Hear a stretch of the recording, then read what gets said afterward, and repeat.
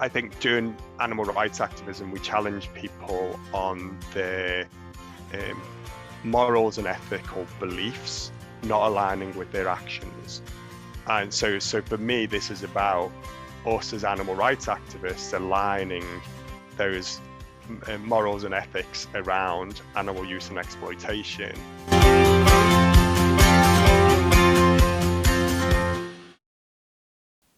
Hello beautiful beings, it's Rebecca, the vegan Pixie warrior, and welcome to my channel. If you've not been here before, my channel is all about uplifting other animal rights activists, giving you new ways to advocate for the animals, and talking about the Liberation Pledge. So if that sounds like your sort of thing, hit that subscribe button, like and share the video. Don't forget to share because it means it reaches out to more people that might need new ways to become advocates for the animals, and that way we get more active vegans and we get more vegans.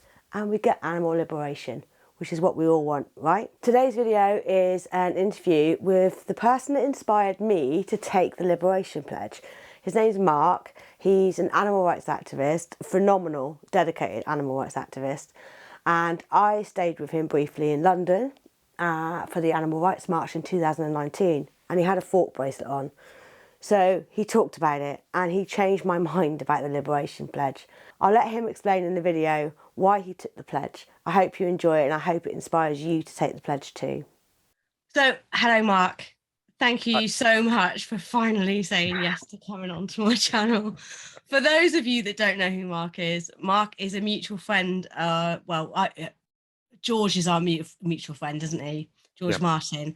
And he introduced me to you when I needed somewhere to stay for the Animal Rights March back in 2019, before all this craziness happened. Yep. So the reason I've invited Mark on, for those of you that are wondering why, is he is the reason that I took the Liberation Pledge. So Mark inspired me to take the pledge, which then in turn inspired me to start this channel, because part of the pledge is to get other people to take the Liberation Pledge, right? Yep. So first of all, Mark, before we carry on and we talk about the pledge and why you took it, can you tell everyone why you're vegan and how long you've been vegan? Well, I think like many people in animal rights activism, they don't consider that they truly went vegan until they started animal rights. And I'd definitely say that applies to me. And that was just over 5 years ago when I started doing that. And the trigger for that was watching Earthlings, and I thought I need to do more. But as far as, I guess, when it all started, it was 28, 30 years ago. So quite a while ago. And back before then, there was no internet, which is embarrassing in itself. So the catalyst for it was I've always cooked food, really enjoyed that, and one Sunday preparing Sunday roast, very typical British Sunday activity, and we often ate belly pork, and there was this of belly pork that I was preparing, and this particular piece, there was the biggest protruding pig's nipple on that belly pork, and I just looked at it. I was like, what the hell? It really took me by surprise. Which now is like, well, why is that a surprise? But then I was looking at it thinking, what the hell do I do with this? So I shouted through to my mother, there's a nipple on this pork, what do I do? And she was like, well, cut it off. So I'm holding this pig's nipple in the sink, cutting through this piece of flesh. It just really went through me, repulsed me, and just hit home, and it triggered something inside me that made me stop thinking about this as food. And I started thinking about the animal behind this bit of flesh. And when I sat there with my 3 strips of crispy belly pork, as I would normally do when I'm eating that with all the gravy and everything else on my plate, I couldn't eat the flesh. And it made me think more about the animal behind that piece of meat. And the more I thought about that, the more flesh and meat products I removed from what I was eating. And that happened over a bit of time without reading anything, literature or watching anything. It just made me think more about the animals behind that product. Yeah. So at the time, like I said, there was no internet, so I bought a little book that was called The Animal Free Shopper, and that listed lots of brands and products that you could get that didn't contain any animals. And in the back, there was a small section about the meat, dairy, and egg industries. I read about the dairy and egg industries, and I was like, yeah, I'm not on board for that. And that's when I stopped consuming those products as well. And then over time, learned more. And then, like I said, fast forward 20 years or so, I watched Earthlings and I thought, yeah, I need to do more, because I kind of made it about for 20 odd years. And this, I find this really mortifyingly embarrassing now, that I did nothing apart from, being passively vegan. I didn't talk to, obviously I talked to people about it, but I didn't actively encourage people to change or to adopt a moral and ethical consideration for non-human animals. So that's not a very brief overview. No, that's fine. But it doesn't have to be brief. And this is why I love hearing people's stories. And I don't think we did speak about it when I stayed with you a couple of years ago. I don't think we talked about why you went vegan. So it's nice to hear that, and it's different for everybody. So I really like that. I mean, a lot of the time it does seem to be the dairy industry that makes people. It was certainly the catalyst for me. I went from meat eater to vegan because of the dairy industry. That was that's what did it for me. And it feels like it is for a lot of people. But there's other people that completely different things, like making that realization between the pig's nipple and the pig that died for that. I mean, there's a photo of my husband. I think it's actually the year we went vegan, and it was our last barbecue. I think it was our wedding barbecue, and he is licking the nipple on the pork belly, and we didn't make that connection at all. So that's who we are, and now we're both vegan. So, but I agree with what you said. Like Paul Yude as well says the same thing. He didn't consider himself vegan until he became an animal rights activist. Yeah. So, well, this is it. I mean, in the build up, I guess, towards that, wanting to find out more, and with regard to what happens to the animals in these horrific industries, I started to explore more. People around me stated I was getting more extreme in my views, and challenged me on that and my position. And then, like I said, I eventually watched Earthlings, and that was a monumental shift in my perspective. Just some of the what I seen in that documentary has scarred me for life. So I feel the same about the oh god, what's it called now? Land of Hope and Glory. The same, and Dominion. I only watched Dominion at the end of last year, or middle of last year. Another YouTuber, Level Joy, did it live. She watched it live because you can Dominion allow you to do that, and that was the first time I watched it. But I've never watched Earthlings. But I did have a friend years ago, and because Earthlings is about it's got to be about 10 years old, more than that now, I think. I think it's more than that now. Yeah. She asked me to watch it, and I was like, no, I'm not watching it. I don't need to know. I get my animals' flesh is organic and free range and blah blah blah. I didn't want to watch it. I wish I had now, but and she's vegetarian. Well, she was vegetarian at the time, but now she's not. She's omnivore again, or carnist, or right. So it's funny how I've gone completely the extreme to her. But I wanted to get you on because of the Liberation Pledge. So me and George used to talk about the pledge all the time, going, how can people do that? How can you create demand for vegan products? And, it's, you're taking yourself out of loads of situations. And I noticed when I stayed with you, your fork bracelet, which we saw you show earlier. Yeah, there we go. And I asked you about it, which is why the fork bracelet is so good, because people ask you about it.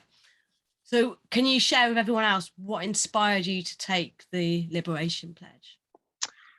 Yeah, so obviously being an animal rights activist, you're exposed to more and different types of activism, and this had come up generally in conversation, and I was becoming increasingly uncomfortable sitting with people when they were consuming the flesh of non-human animals. So it like I said, before I was told I was getting more extreme, and I guess that was a continuation of that process. And a number of things happened in 2018 that led me to taking the pledge in January 2019.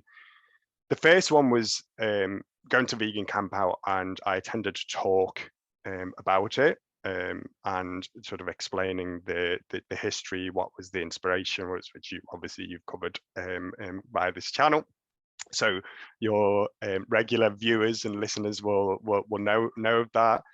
But then I attended a vigil, my first vigil, and I think you probably talked about this on your channel as well. No, that's okay, but you can talk about your experience of it. I think it's really important to get other people's opinions on how they experience that first vigil and things. It's really important. I think all vegans should attend a vigil. I really do. I think so, and it for me it really spanned the process of moving towards the Liberation Pledge, because it's such a harrowing experience when you're there with other activists. So I went to the one that I went to, first one was with pigs arriving in trucks. Obviously, you see those pigs and those animals moments from their death, and to look in their eyes and then to have to let them go is bad enough. But the day that I went for this particular event, it was very windy and it was very changeable as far as the wind was concerned. And we stood outside for 2-minute silence after the truck went in. And what was more disturbing, as if it couldn't get disturbing enough, was as the wind changed and you heard the pigs scream as they were lowered into the gas chamber.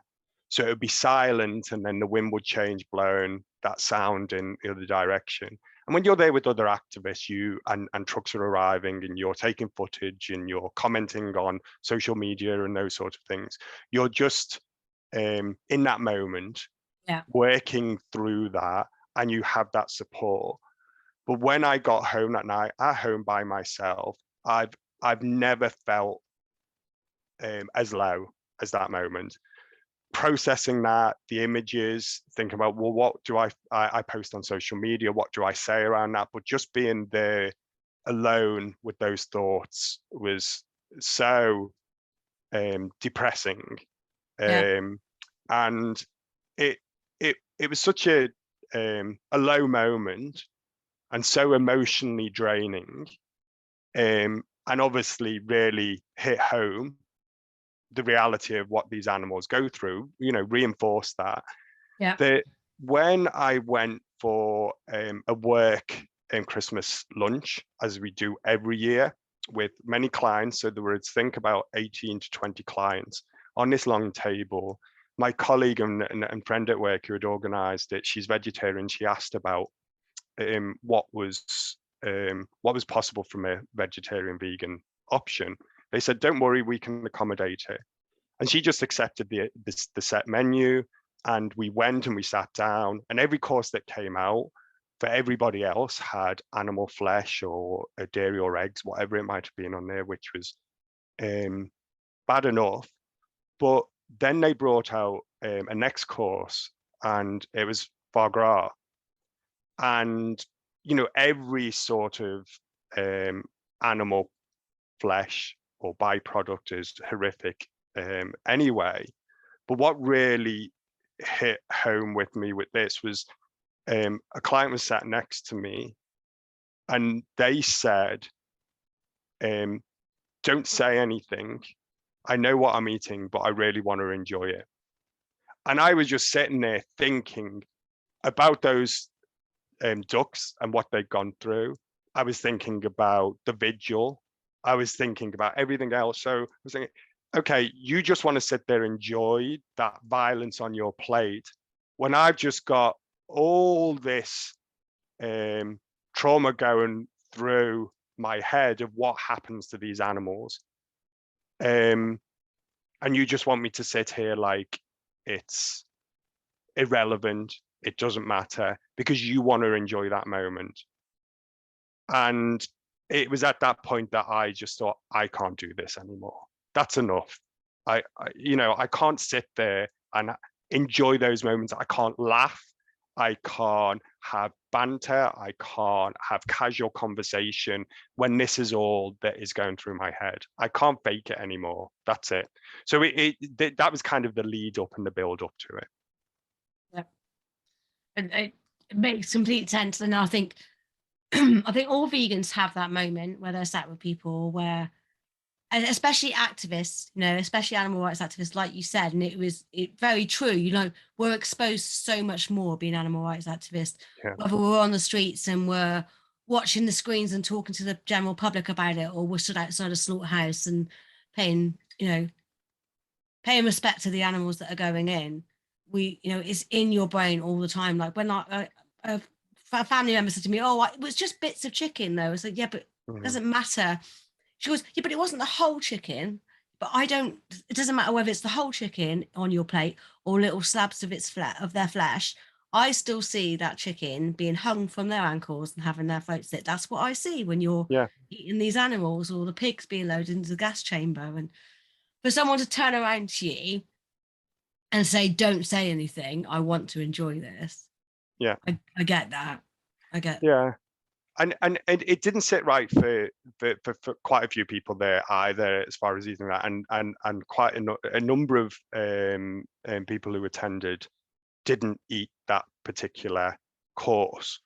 But what's the difference between that and the cow flesh that they were served on the next one, and what I can't remember all the dishes, but it's we should not be prioritizing on that basis, but that did trigger quite a few people. So in that sense, it impacted nearly everyone there, but to varying degrees. And for me, it like I said, that was the final factor that just forced me to, well, not force me, but reinforce the need to take the pledge. Yeah. And I think I'm sure it was you that said it to me when I was with you. We're asking people on the streets to be vegans, and then we're sitting with our friends and family and we're letting them get away with eating animal products in front of us. I'm sure that was you that said that to me. And it really resonated with me. And it's like you just said as well, the difference between the foie gras and the cow. It's like a lot of people won't eat lamb because they're 6 months old and it's baby lamb, so they don't want to. But yet they're eating chickens that are 6 weeks old, or pigs that are 6 month old. So there is no difference really. Sorry, excuse me. My peppermint tea's repeating on me. So how did you go about telling your friends and family that you'd taken the Liberation Pledge? Because it's a tricky subject to talk about. It is, and I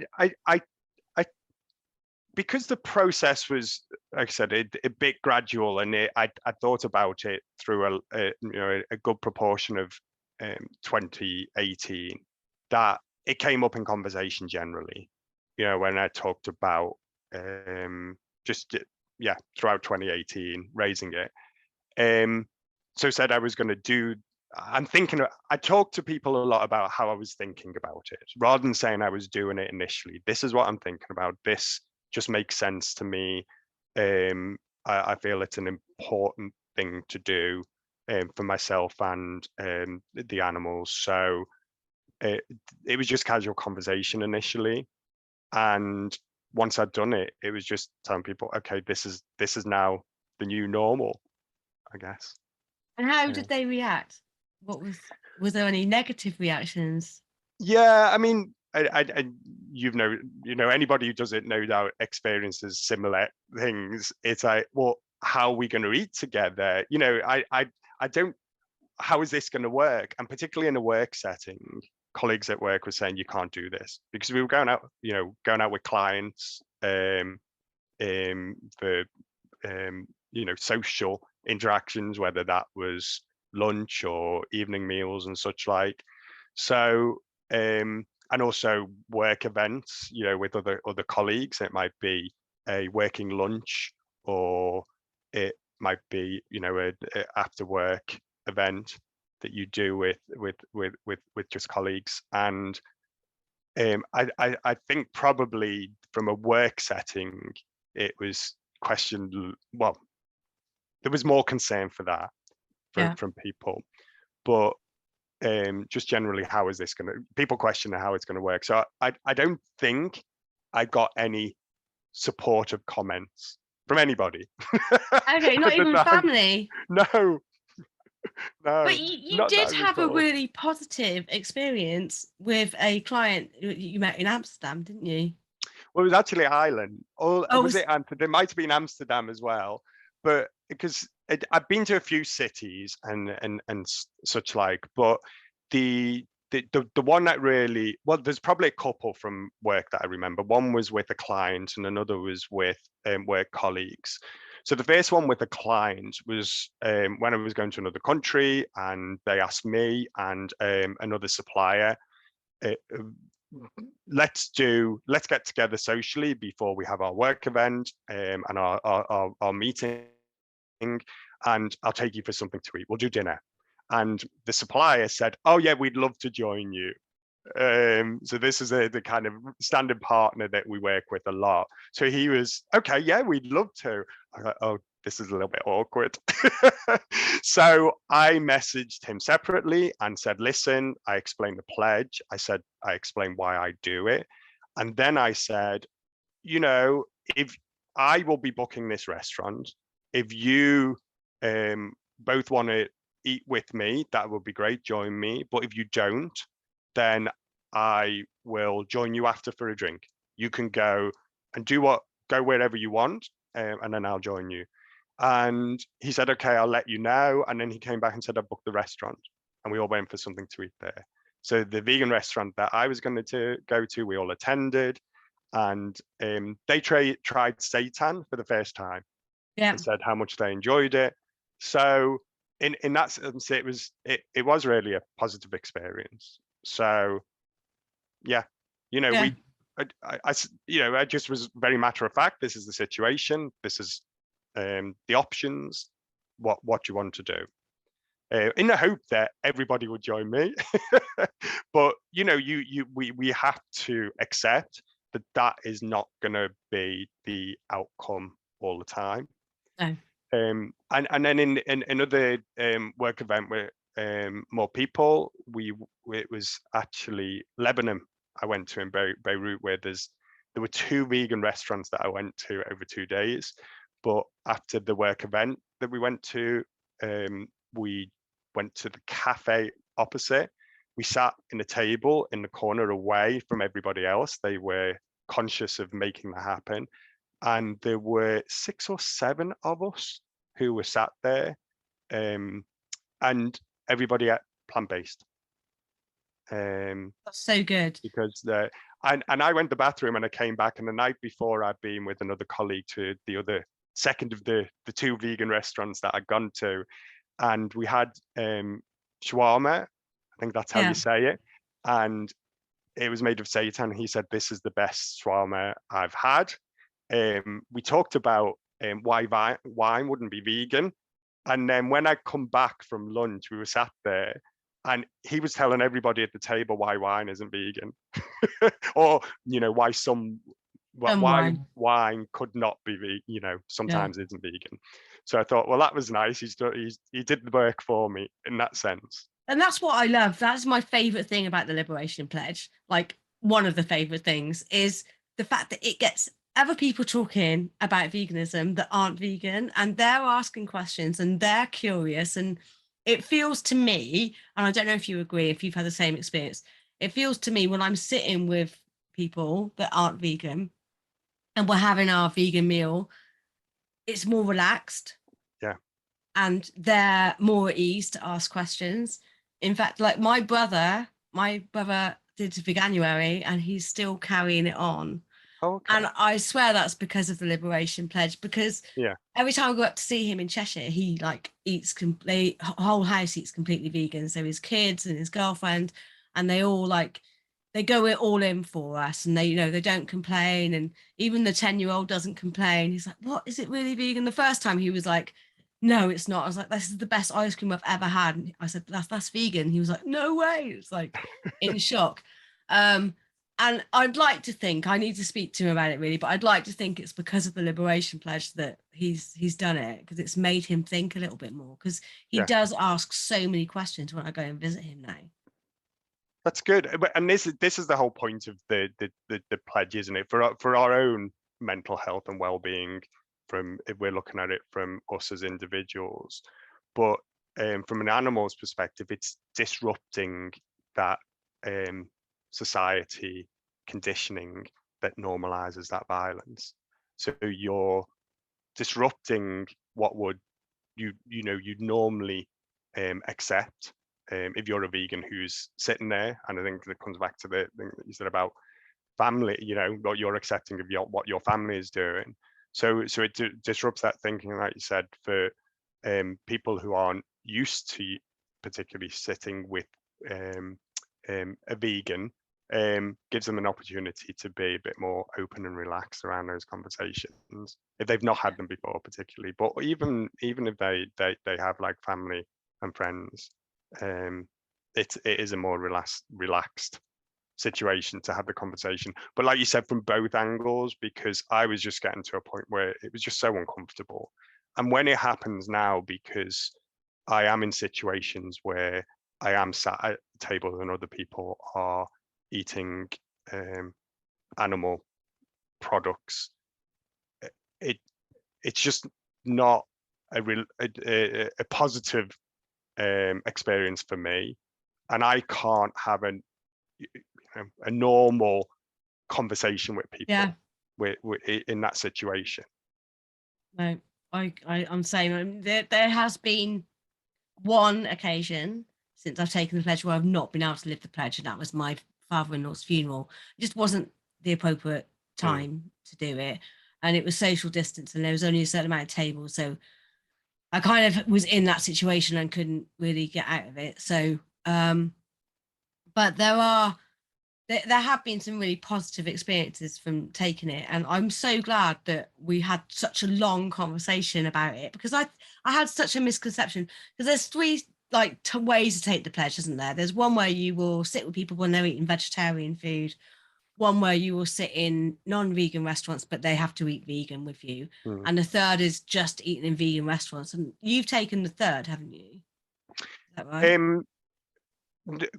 More the second, I Okay. guess. So it depends on the situation. So I prioritize eating in vegan restaurants, because that's the easiest way to execute it in a way, because then you don't have to worry what people might order, how it's going to pan out, how it's going to work out. So that's my priority. So I try to do that if the situation permits. But if not, then as long as everybody's eating vegan, plant-based, that in a non-vegan restaurant, then I'll do that. But in certain situations, I do have, particularly in the work setting, I do have to sit at a table where people are eating animal products. So in that situation, I won't eat at that time. So there's been situations in work. Remember the Amsterdam that you mentioned earlier, I was there and it was a working lunch and everybody was eating animal product sandwiches. They said, oh, we've got a salad you can eat.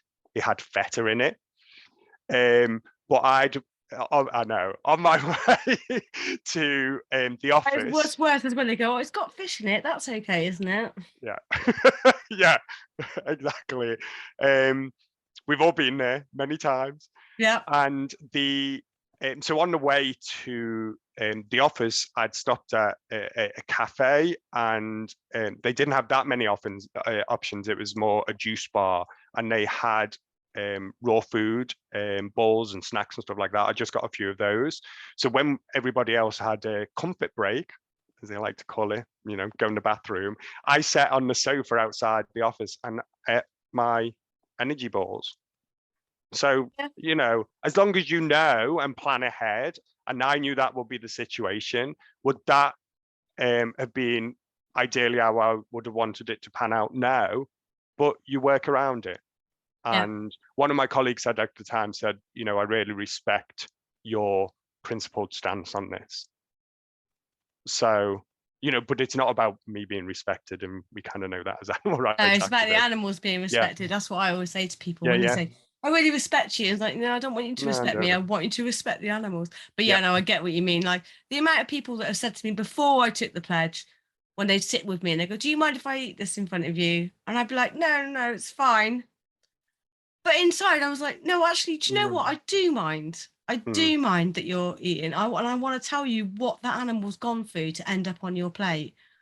And I'm quite aggressive, and I try not to be when I'm talking about veganism, but it's really hard when you're passionate about something to not come across as my husband said the other day, we were going out somewhere, he said, are you going to wear one of, he's vegan, right? He's vegan. Yeah. He's not an animal rights activist. He's an ambulance driver for a wildlife rescue charity in the area that we're in Bristol. So he does do that, which I kind of think is a little bit. He said he's more of he's a activist, enabler is what he calls himself. He enables me to do my activism. But we were going out, he said, are you going to wear one of your propaganda hoodies? And I was like, what do you mean propaganda hoodies?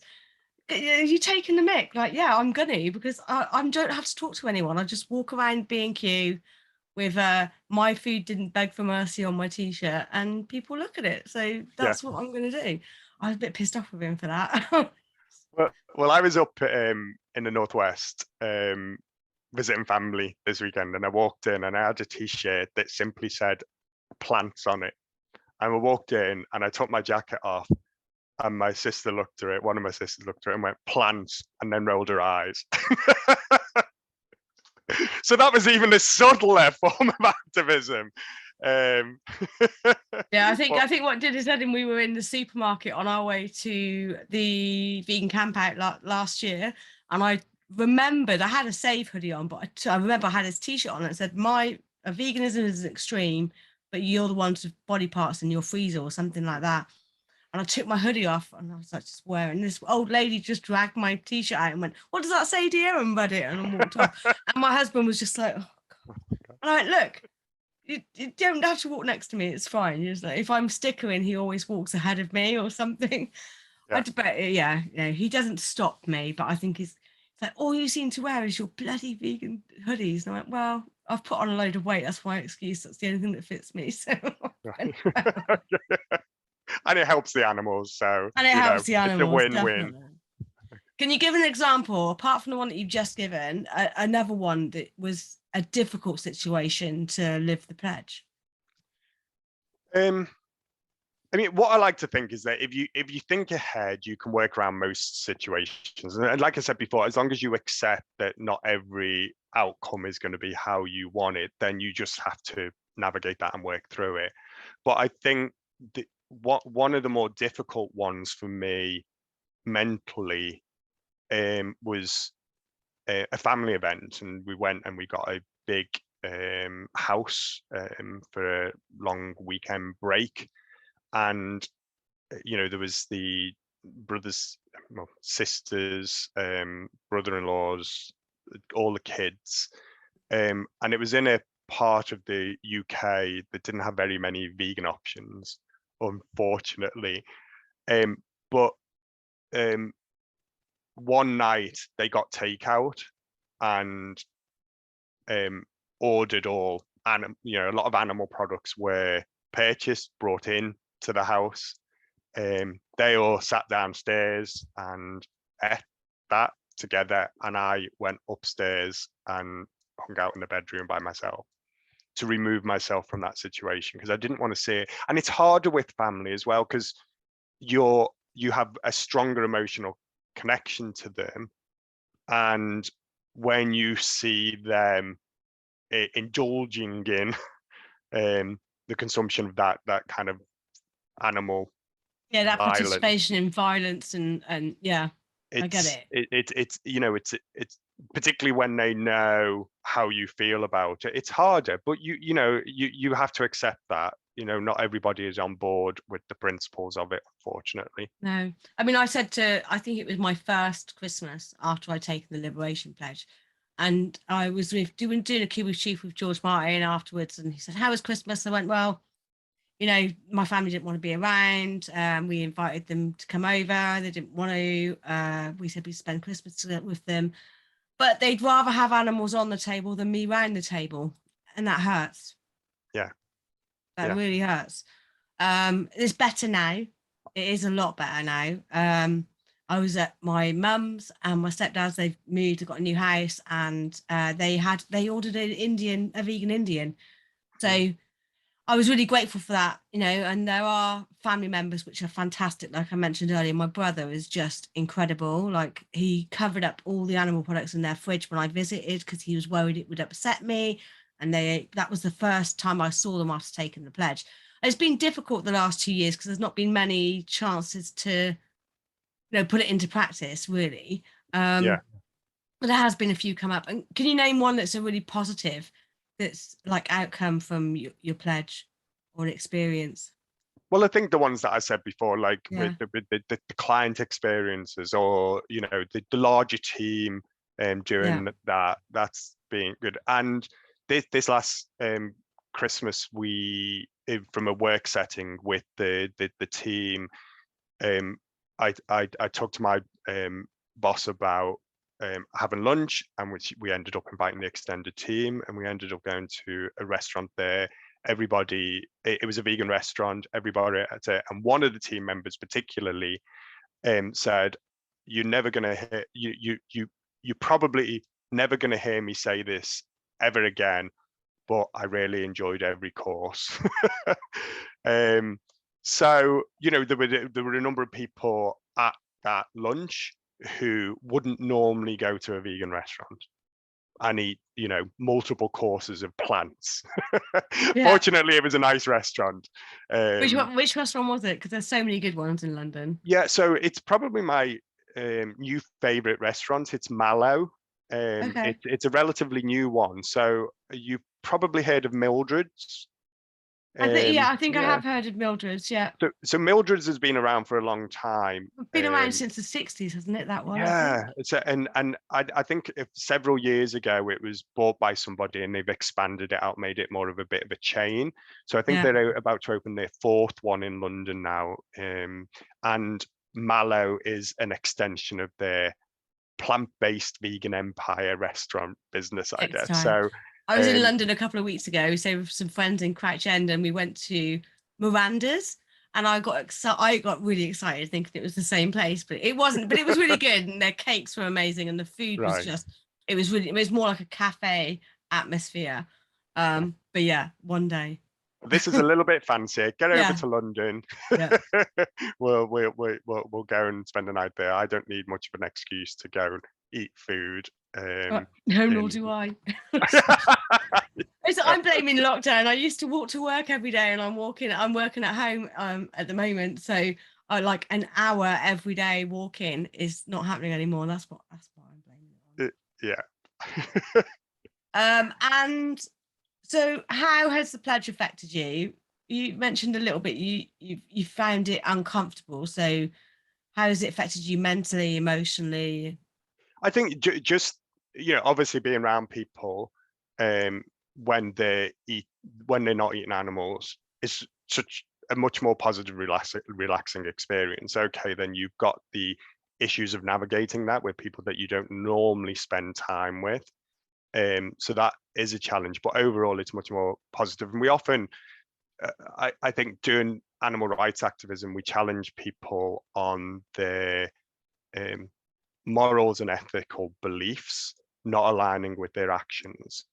And so for me, this is about us as animal rights activists aligning those morals and ethics around animal use and exploitation with our everyday actions and not condoning other people participating in that. So that makes me feel much more positive about my daily life and how it makes a difference, and just aligns with my moral and ethical belief system. I think that's what I touched on earlier. I do remember you saying it, that it is like, it feels hypocritical to go out and sit with people eating animals when we're on the street advocating for them. And what would you say to inspire other vegans that haven't taken the pledge, or were like me and thought it was going to be really restrictive, but actually it's been one of the best things I've ever, it's liberating. It really is liberating. Yeah. What would you say to inspire them? I think people just need to take the plunge. Just do it. You know what?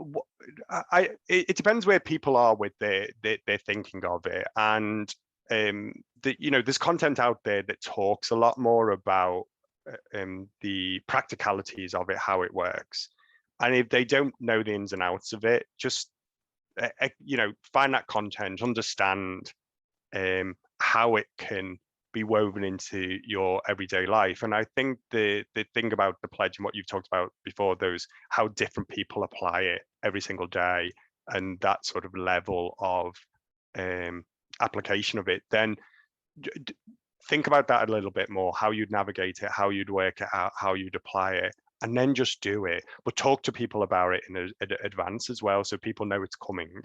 And for me, this is just, I think I said before, the new normal. When people get used to, when you go vegan, people get used to you being vegan. When you do the liberation pledge, people get used to you doing the liberation pledge. So it just becomes standard. So, when we're on the streets and we talk to people about changing habits, and I say to people, once you've got new habits, it becomes just what you do. Yeah. It's the same with this. It just becomes the routine and the everyday.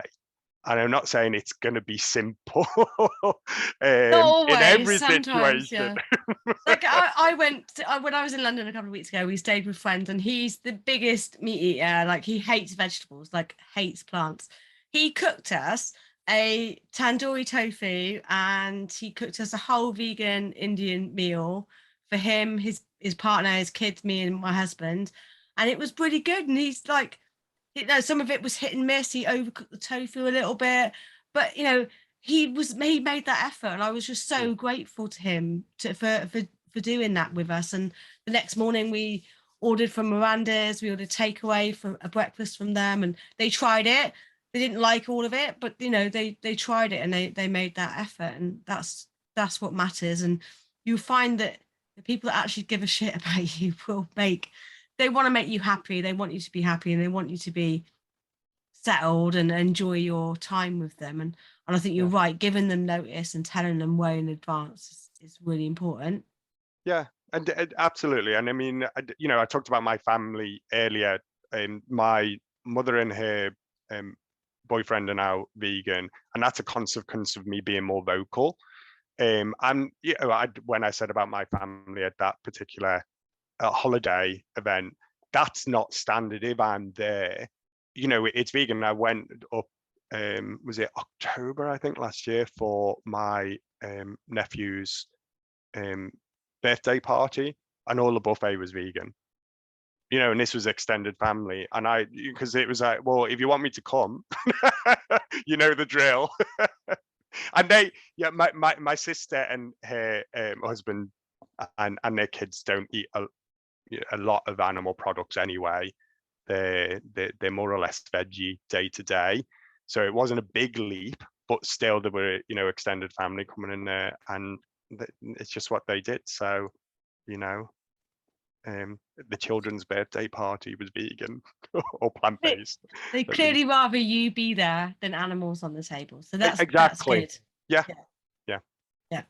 Okay, and naturally comes, like I said, it's standard now. So if I'm going to be there, and if it's not going to be, then I won't be. That's it. So it's 4 years since you've taken the pledge, then, just gone? I think it's 3 years. Is it 3 years? Is it? Yeah. So okay. It was it was Oh, no, January yeah, January 2019. 19, yeah. Yeah. And I'm I lost saw with you- all the years since COVID hit. Oh, I I don't know. know how many. That was Pre-COVID, what it was carried bad on enough. going. Now I'm just like, I don't know what year it is, what month. Yeah, mine was August. Well, I spoke to you in August 2019, but I didn't officially take it until the September. So, Right. and like you said earlier about ways to take it, I'm going to do a selfless plug. Like my first ever video talks about the pledge and why I took it.